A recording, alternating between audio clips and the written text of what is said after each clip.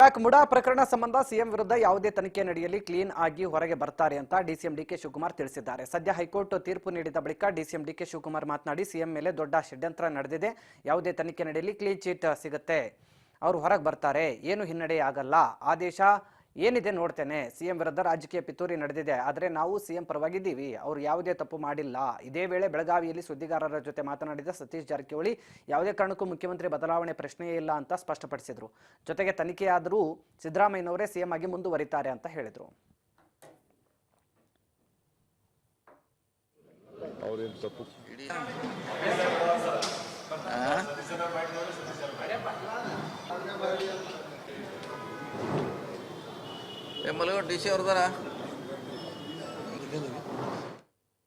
ಅದಕ್ಕೊಂದು ದೊಡ್ಡ ಷಡ್ಯಂತ್ರ ನಡೀತಾ ಇದೆ.